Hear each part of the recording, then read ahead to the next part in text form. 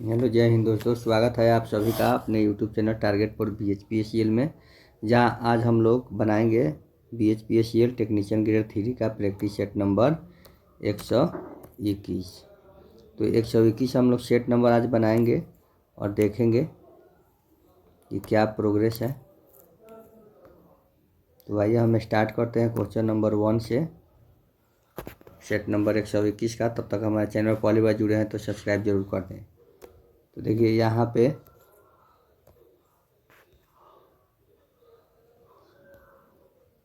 कह रहा है यहाँ पे कि उस विकल्प का चयन करें जो दिए गए युग्म जैसा संबंध दर्शाता हो। तो यहाँ पे हो जाएगा, देखिएगा, अदालत के वकील, अदालत का यहाँ पे दिया है वकील, अदालत का वकील दिया है। तो क्या हो जाएगा आपका ऑप्शन नंबर सी पाठशाला का अध्यापक हो जाएगा।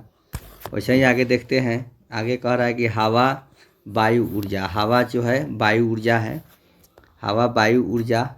तो सागर क्या होगा? तो सागर जो है ज्वारीय ऊर्जा हो जाएगा।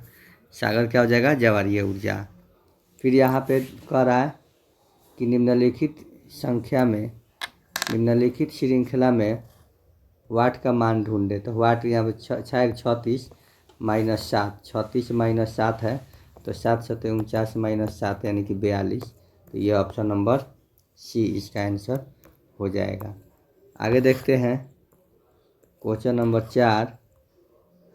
क्वेश्चन नंबर 4 कह रहा है कि निम्नलिखित में प्रश्न चिन्ह को प्रतिस्थापित कर सकता है। कौन प्रश्न चिन्ह को प्रतिस्थापित कर सकता है? तो यहाँ पे हम लोग देखेंगे कि डी का एफ है, एफ 4 2 6, 6 2 8 यानी कि एच फिर 13 13 4 17, 13 4 17, 17 4 21, तो 21 हो जाएगा।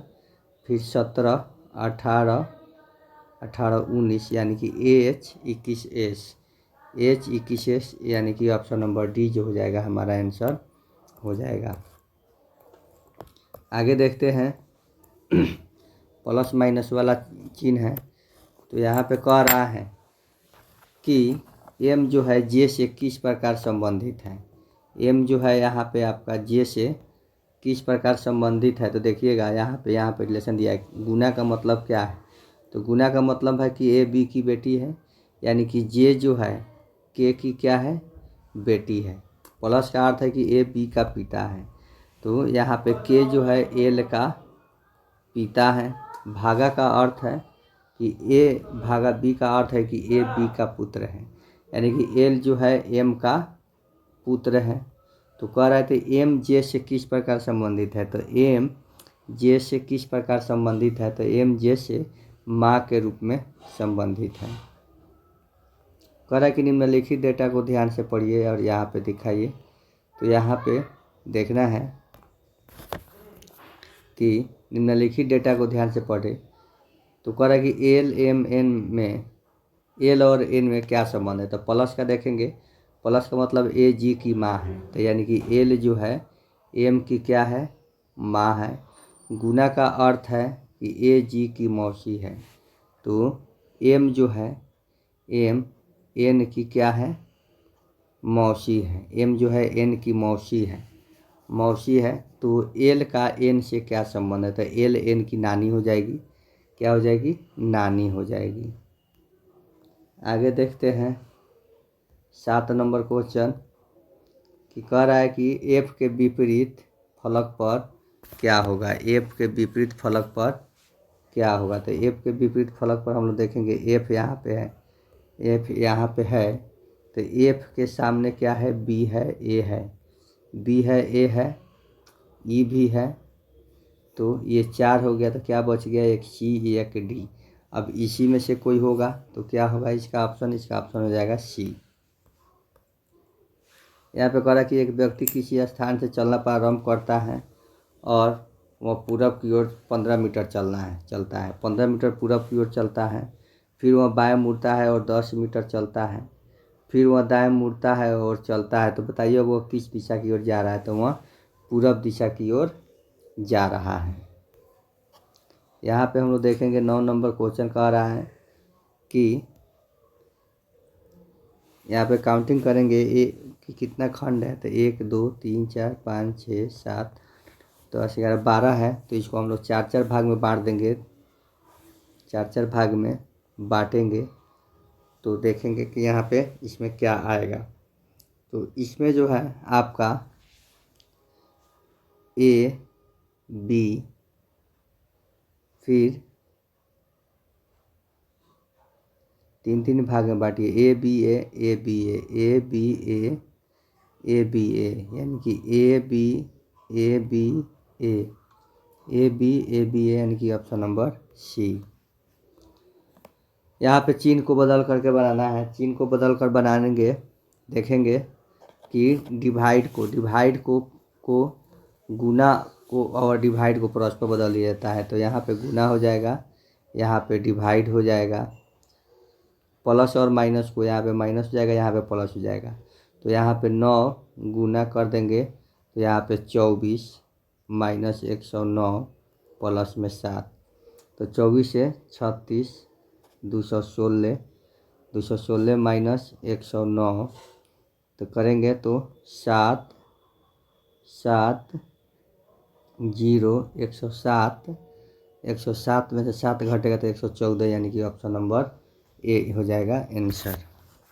फणीश्वर नाथ रेणु द्वारा रचित कहानी कौन है? फणीश्वर नाथ रेणु द्वारा रचित कहानी जो है कौन है? तो ये है आपका लाल पान की बेगम। सखी वे मुझसे कह कर जाते, कह तो क्या मुझको वे अपनी पथ बधा ही पाते। में फणीश्वर मधुचरण गुप्त किस रचना से उद्धृत है? तो यह जो है आपका यशोधरा से रचित है। निम्नलिखित में से उस विकल्प का चयन करें जो अंधे के हाथ बटेर लगना मुहावरे का अर्थ व्यक्त करता है। तो अंधे के हाथ बटेर लगना मुहावरे का अर्थ होता है कि अयोग्य बिना प्रयास के कीमती वस्तु मिल जाना। क्या होता है? बिना प्रयास के कीमती वस्तु मिल जाना। इस गाने में मिठास नहीं है। वाक्य में भाववाचक संज्ञा है। क्या भाववाचक संज्ञा है? तो मिठास। हिंदी शब्दकोश में छ का क्रम किस वर्ण से पहले आता है? तो त्र से पहले आता है। छ का त्र से पहले आता है। नवग्रह शब्द का समास भेद बताइए। नवग्रह शब्द का समास भेद है द्विगु समास। आगे देखेंगे दोस्तों, देखेंगे यहाँ पे कि उसने पत्र लिखा, रेखांकित शब्द का सर्वनाम भेद क्या है? तो उसने पत्र लिखा, तो उसमें हो जाएगा आपका पुरुषवाचक सर्वनाम। मुझे तोड़ लेना बनमाली उस पथ पर देना तुम फेंक, मातृभूमि पर शोभा सी चढ़ाने जिस पर जाए वीर अनेक। प्रस्तुत पंक्ति के रचयिता कौन है? तो इस पंक्ति का रचयिता हम है माखन लाल चतुर्वेदी। नेक्स्ट देखेंगे 19 नंबर में कह रहा है कि निम्नलिखित 4 में से विकल्पों में से उस विकल्प का चयन करें जो अत्यधिक संधि विच्छेद वाला है। तो अत्यधिक का संधि विच्छेद क्या हो जाएगा दोस्तों? तो अत्यधिक का संधि विच्छेद हो जाएगा अति जोड़ अधिक। आगे है निम्नलिखित प्रश्न के 4 विकल्प में से उस विकल्प का चयन करें जो दिए गए शब्द का सही स्त्रीलिंग रूप वाला विकल्प है, यानी कि परोपकारी। तो परोपकारी शब्द का सही, तो परोपकारी का क्या हो जाएगा? तो परोपकारी का हो जाएगा उपयुक्त में से, परोपकारी का हो जाएगा परोपकारिणी हो जाएगा। यहाँ पे कह रहा है क्वेश्चन में select the correct spelled word, जो सही है उसे छांटना है। तो alteration. Choose the correct synonyms, synonyms छांटना है साई का, तो साई का हो जाएगा ओपन। साई का क्या हो जाएगा? Open. Fill in the blanks with the appropriate preposition, तो एप्रोप्रिएट प्रीपोजिशन का हो जाएगा Suman is sitting, sitting beside her. आगे देखेंगे, आगे नेक्स्ट कह रहा है 24 कह रहा है कि सिलेक्ट द मोस्ट एप्रोप्रिएट, यानी कि the cost of is rising rapidly in the city, in this city, the cost of living, the cost of living. यहाँ पे सिलेक्ट द एंटोनिम्स छांटना है किसका? पार्सिमोनी का। पार्सिमोनी का एंटोनिम्स क्या हो जाएगा प्यारे साथियों? तो इसका एंटोनिम्स हो जाएगा फ्रूगलिटी। आगे देखते हैं यहाँ पे जीके सेक्शन में जीके सेक्शन में कह रहा है दोस्तों कि पेरिस के स्थित international institute of educational planning संयुक्त राष्ट्र के किस संगठन का अंग है? तो ये जो है यूनेस्को का अंग है। 1947 में भारत के स्वतंत्र होने के समय ब्रिटिश भारत का वायसराय कौन था? तो ब्रिटिश भारत का वायसराय जो है उस समय लॉर्ड माउंटबेटन था। कौन था? 28 का 27 का बी, लॉर्ड माउंटबेटन था। किस काल को भारतीय इतिहास का स्वर्ण युग कहा जाता है? तो किस काल को कहा जाता है स्वर्ण युग? तो ये कहा जाता है गुप्त काल को स्वर्ण युग कहा जाता है। कपास के रेशों को बीज से अलग करने की प्रक्रिया को क्या कहते हैं? कपास के रेशे को अलग करने की प्रक्रिया को क्या कहा जाता है? तो ओटाई कहा जाता है। अंडमान और निकोबार द्वीप समूह में स्लैश एंड बर्न कृषि को क्या कहा जाता है दोस्तों? तो याद रखिएगा यहाँ पे डीपा कहा जाता है। भारतीय संविधान में मजबूत केंद्र वाले संघ की अवधारणा कहाँ से ली गई है? तो ये अवधारणा जो है कनाडा से ली गई है।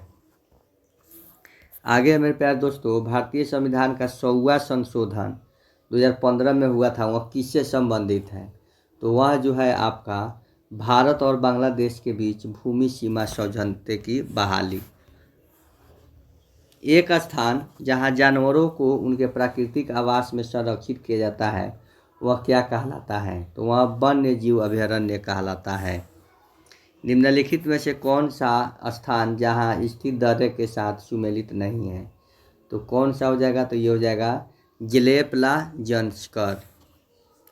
पूना समझौता का संबंध किससे था? तो पूना समझौता का संबंध जो है किससे था दोस्तों? तो पूना समझौता का संबंध जो था यह आपका था, पूना समझौता का संबंध जो है पिछड़े वर्गों के लिए चुनावी सीटों के आरक्षण से था।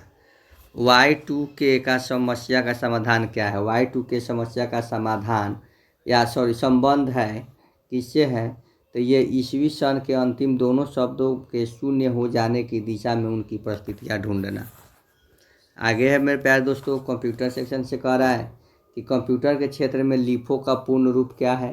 तो LIFO का पूर्ण रूप है last in first out.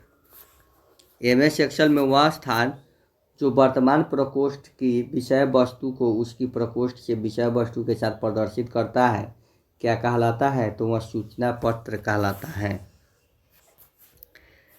Next है कि परिदृश्य में से एक में उपयोक्ता आउटपुट को एक पृष्ठ पर लिखना चाहता है, उसके लिए निम्नलिखित में से कौन सा जावास्क्रिप्ट कमांड का प्रयोग किया जाना चाहिए? तो ये जो है document.write। एक कर्नौघप मैप से सरलीकृत बुलियन व्यंजक को खोजने के लिए सबसे पहले क्या देखा जाना चाहिए? तो सबसे पहले ऑक्टेटस देखा जाना चाहिए। निम्नलिखित में से कौन सा वायरस सामान्यतः हार्ड डिस्क में पाया जाता है परंतु अपनी स्थिति परिवर्तित करता रहता है? तो ये हो जाता है बियाना। ईथरनेट डैश एड्रेस में डैश ऑक्टेट निहित डैश होते हैं। तो ईथरनेट में मैक एड्रेस में 6 ऑक्टेट निहित 6 होते हैं। क्या होते हैं? होते हैं। टेलीफोन लाइन या उच्च गति केबल पर कंप्यूटर सूचना भेजने और प्राप्त करने के लिए निम्नलिखित में किस उपकरण का प्रयोग किया जाता है? तो किस उपकरण का प्रयोग किया जाता है? तो वह उपकरण जो होता है आपका मोडेम होता है। वह प्रक्रिया समग्र सॉफ्टवेयर जो उपयोगकर्ता को इंटरनेट सर्च करने देता है क्या कहलाता है? तो वह कहलाता है सर्च इंजन। ईमेल लिखते या भेजते समय निम्नलिखित में कौन सी जगह को खाली नहीं छोड़ा जा सकता है?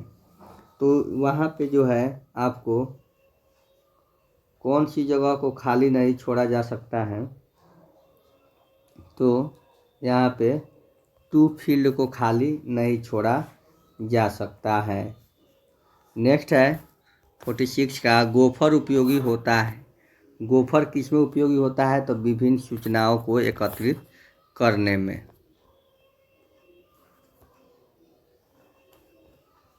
Class B IP address network ID के लिए बिट्स का उपयोग करते हैं। तो ये 16 बिट्स का उपयोग करते हैं। माइक्रो क्या है? तो माइक्रो जो है WVA का प्रयोग करके पुनरावृत्तीय कार्यों को स्वचालित करने के लिए MS वर्ड में तैयार किए गए छोटे प्रोग्राम। किसी माइक्रोसॉफ्ट वर्ड दस्तावेज में Ctrl+A और Ctrl+U दबाने पर क्या प्रभाव पड़ेगा? तो ये दस्तावेज की सभी पाठ्य सामग्री को अंडरलाइन कर दिया जाएगा। माइक्रोसॉफ्ट एक्सेल में एक सक्रिय सेल का बॉर्डर मोटा होता है। इसके निचले दाएं कोने में एक छोटा सा सॉलिड बॉक्स होता है। इस सॉलिड बॉक्स को क्या कहा जाता है? तो इस सॉलिड बॉक्स को जो है फिल हैंडल कहा जाता है। तो आगे आप देखेंगे यहाँ पे टेक्निकल सेक्शन में कि AC स्टेटर की वायरिंग एवं रीवायरिंग करने से पहले क्या जानकारी होना आवश्यक है? AC स्टेटर की वायरिंग और रीवायरिंग करने से पहले क्या जानकारी होना आवश्यक है? तो आपको जानकारी होना आवश्यक है। तो कौन सी जानकारी आपको होना आवश्यक है? तो यहाँ पे देखेंगे 51 का B, पोलों की संख्या एवं फेज का संयोजन। एक सोलेनाइड 2 कुंडलियों का प्रयोग करता है। तो इनकी वाइडिंग क्या कहलाती है? तो इनकी वाइडिंग जो है आपका पुश इन पुल आउट कहलाती है। अल्टरनेट द्वारा उत्पन्न आउटपुट वोल्टता का तरंग रूप क्या होता है? तो तरंग रूप जो होता है इसका ऑप्शन नंबर D साइनोसुसाइडल वेव होता है। नेक्स्ट है अल्टरनेटर की आवृत्ति को अनियंत्रित किया जा सकता है। इसके माध्यम से अनियंत्रित किया जा सकता है। तो ये जो होता है आपका उपयुक्त सभी प्राइम मूवर की गति पर, पोल की संख्या पर, एक्साइटर द्वारा। अति भारण के विरुद्ध संरक्षण प्रदान करने हेतु इस रिले का प्रयोग किया जाता है। तो वह रिले कौन है? तो तापीय रिले। वायल सर्किट ब्रेकर में इंसुलेटिंग वायर के लिए किस लिए प्रयुक्त किया जाता है? तो इंसुलेटिंग वायर किस लिए प्रयुक्त किया जाता है? तो ये किया जाता है आर्क क्यूचिंग माध्यम जैसा। एयर ब्लास्ट परिपथ वियोजन का उपयोग एयर ब्लास्ट पथ का वियोजन डैश से अधिक वोल्टता के लिए किया जाता है। तो ये 132 kV। विद्युत परिपथों में फ्यूज के लिए निम्नलिखित में से कौन सा कथन सत्य नहीं है? तो कथन जब तार के निर्धारित मान से अधिक धारा प्रवाहित हो तो फ्यूज को पिघल जाना चाहिए। किसी भी डिस्ट धारा मशीन की सक्रिय कुंडली का परिवेष्टन किसमें किया जाता है? तो ये ध्रुवों के चारों ओर किया जाता है। आर्मेचर कोर बनाने के लिए निम्नलिखित में से कौन सा पदार्थ प्रयुक्त किया जाता है? तो ये किया जाता है सिलिकॉन स्टील। आगे देखेंगे, कह रहा है कि निम्नलिखित में से किस उपकरण में उच्चतम वोल्टेज और धारा रेटिंग होती है जो शक्ति परिवर्तन बड़ी रेटिंग में प्रयुक्त की जाती है? तो इसका हो जाएगा ऑप्शन नंबर B AC।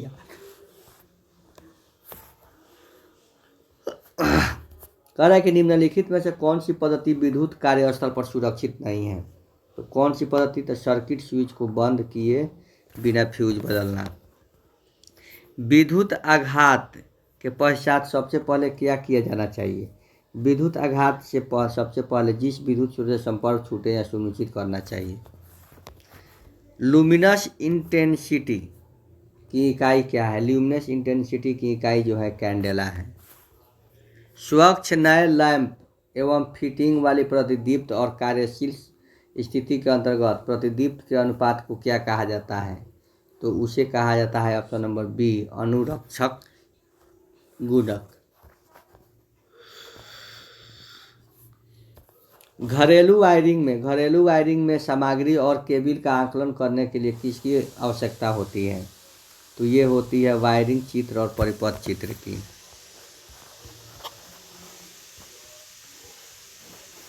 भारतीय विद्युत आपूर्ति की जनित्र आवृत्ति कितना होती है? तो ये होती है 50 हर्ट्ज। निम्नलिखित में से क्या महासागरीय ऊर्जा का एक रूप नहीं है? कौन महासागरीय ऊर्जा का एक रूप नहीं है? तो ये है वाष्प ऊर्जा।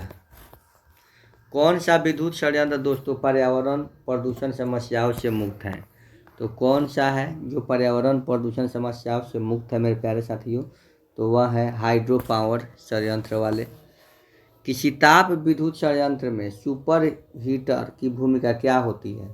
किसी ताप विद्युत षड्यंत्र में सुपर हीटर की भूमिका क्या होती है दोस्तों? तो ये होती है वाष्पित से निकलने वाली वाष्प की नमी को हटाना। सिंगल फेज इंडक्शन मोटर का पावर फैक्टर निम्न में क्या होता है? तो पावर फैक्टर निम्न में बड़े चुंबकीय प्रवाह होता है। एकल कला प्रेरण मोटर में लगा हुआ घूर्णक किस प्रकार का होता है? तो ये स्क्विरल केज के जैसा होता है। इंडक्शन मोटर के संदर्भ में एक दूसरे से 90 डिग्री स्पेस डिग्री पर स्थापित दो समान वाइंडिंग पहला दो पोल स्टेटर को किस में संदर्भित किया जाता है? तो ये टू फेज आपूर्ति से। 3 फेज इंडक्शन मोटर्स के बारे में निम्नलिखित में से कौन सा कथन सही है? 3 फेज इंडक्शन मोटर में कौन सा कथन सही है? तो ऑप्शन नंबर बी, इसे स्टार्ट करना आसान है क्योंकि इसमें सेल्फ स्टार्टिंग टॉर्क होता है। मैं एक रोटर कंडक्टर का वहन करने के लिए समानांतर खांचों वाली एक बेलनाकार लेमिनेटेड कोर होती है जो तांबा एल्यूमिनियम या मिश्र धातु की भारी छड़ें होती है। इन खांचों के छोरों से छोरों को प्रविष्ट करने के बजाय प्रत्येक खांचे में एक छड़ रखी जाती है जब आधे बंद खांचों का उपयोग किया जाता है। तो ये हो जाता है आपका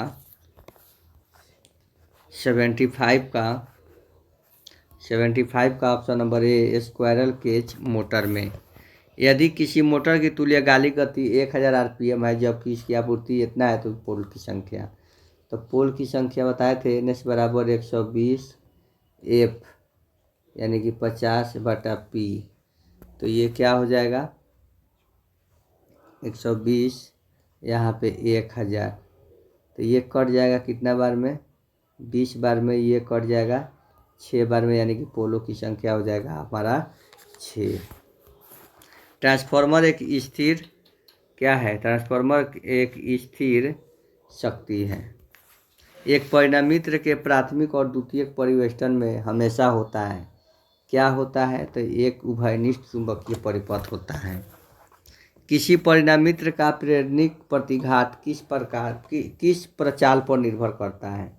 तो ये करता है क्षरण अभिवाह के प्रचाल पर। आगे है कि एक ट्रांसफार्मर की प्राथमिक वाइंडिंग 240 वोल्ट की आपूर्ति के साथ संयोजित है और प्राथमिक द्वितीयक घूर्णकों का अनुपात 1.4 है। तो द्वितीयक वोल्टेज कितना होगा? तो द्वितीयक वोल्टेज जो है आपका 960 वोल्ट होगा। एक ट्रांसफार्मर का आयरन क्षय 400 वाट है। यदि ट्रांसफार्मर के लोड को दोगुना कर दिया जाए तो आयरन क्षय कितना होगा? तो आयरन क्षय जो हो जाएगा ऑप्शन नंबर सी हो जाएगा 400 वाट। लोड स्थिति को के अंतर्गत दो समरूप ट्रांसफार्मरों की दक्षता को किसके द्वारा निर्धारित किया जा सकता है? तो किसके द्वारा? तो ये बैक टू बैक परीक्षण के द्वारा। किसके द्वारा? बैक टू बैक परीक्षण के द्वारा किया जाता है मेरे प्यारे साथियों। आगे देखेंगे कि प्राथमिक संचरण प्रणाली में निम्नलिखित में से किस वोल्टता स्तर का प्रयोग नहीं किया जाता है? तो ये नहीं किया जाता है, किसका नहीं किया जाता है? तो ये हो जाता है ऑप्शन नंबर 83 का ऑप्शन नंबर हो जाएगा बी, 33 kV का। 84 का कह रहा है कि एसी ट्रांसमिशन प्रणाली में डीसी ट्रांसमिशन प्रणाली की तुलना में कौन कुशल होता है? तो ये कुशल होता है कम। फीडर साइज मुख्य रूप से किस पर आधारित होता है? तो फीडर साइज जो है मुख्य रूप से लोड करेंट पर आधारित होते हैं। वितरण प्रणाली में लैंप का अस्थायी रूप से बुझ जाना अथवा उपकरण का खराब हो जाना इस प्रकार की विफलताएं किस वजह से होती है? तो ये होती है उच्च वोल्टेज के वजह से। किस प्रकार के तापरोधक इंसुलेटर का उपयोग आमतौर पर केवल मध्य वोल्टता लाइन के कोने के ध्रुवों पर समापन के लिए किया जाता है? तो ये होता है साइकिल प्रकार के। ओवरहेड लाइनों में विद्युत रोधी सामग्री में फ्लैश के लिए किसका उच्च अनुपात होना चाहिए? तो ये होता है पंचर सामर्थ्य का। आईई नियम के अनुसार अगर भू संक्रमण पट्टी जस्तेदार इस्पात पदार्थ की हो तो नट और बोल्ट के होने चाहिए। क्या होने चाहिए? तो ये जस्ती इस्पात। भूमिगत किए गए भू संक्रमण इलेक्ट्रोड की प्रतिस्थापित प्रणाली से दूरी कितनी होनी चाहिए? तो ये 1.5 मीटर। एक त्रिफेज प्रणाली डैश कोण द्वारा त्रिफेजित वोल्टाई में विस्थापित की जाती है। तो ये है 120 डिग्री। 120 डिग्री। 3 चरण डेल्टा कनेक्शन में लाइन वोल्टेज V1 किसका गुना 4 वोल्टेज है? तो ये है फेज वोल्टेज के गुना। जब एक पैरावैद्युत AC वोल्टेज के अधीन होता है तो पदार्थ विद्युत ऊर्जा आवेशित की जाती है। इस ऊर्जा को क्या कहा जाता है? तो इस ऊर्जा को परावैद्युतिक धानी कहा जाता है। अगर एक परिमित धैर्य चालक का व्यास घटकर आधा होता है तो उसका प्रतिरोध कितना होता है? तो उसका प्रतिरोध जो है 4 गुना हो जाएगा। भू संक्रमण आर्थिक की आवश्यकता के लिए निम्नलिखित में से कौन सा एक कारण नहीं है? तो कौन सा एक कारण नहीं है? तो यह है ऑप्शन नंबर डी, मृदा की प्रतिरोधकता बढ़ाने के लिए। आगे कह रहा है कि गतिशील रूप से प्रेरित EMF के सिद्धांत का उपयोग किस में होता है? तो ये होता है जनरेटर्स में। किस में होता है? तो जनरेटर में होता है। आगे देखेंगे नेक्स्ट कह रहा है कि क्वेश्चन नंबर 97, किस तरह की DC मशीन ध्रुवों के अपशिष्ट चुंबकत्व के लिए आवश्यक है? तो ये है ऑप्शन नंबर डी, अस्थायी चुंबक वाला जनरेटर। विद्युत रोधी वाहक बल EMF के लिए सूत्र क्या है? तो इसका सूत्र है ऑप्शन नंबर डी। कह रहा है कि 99 में 400 वोल्ट वाले एक DC शंट मोटर का आर्मेचर 0.6 ओम है और क्षेत्र प्रतिरोध 200 ओम है। तो 6 kVA का आउटपुट देते समय विद्युत रोधी वाहक बल निर्धारित करें। तो ये हो जाएगा इसका 391 वोल्ट इसका आंसर हो जाएगा। 3 पिन सॉकेट में सबसे बड़ा छिद्र क्या होता है? तो सबसे बड़ा छिद्र जो होता है अर्थिंग का होता है। तो आज का सेट जो है इसी के साथ समाप्त हुआ। मिलते हैं अगले सेट में, तब तक के लिए धन्यवाद। जय हिंद।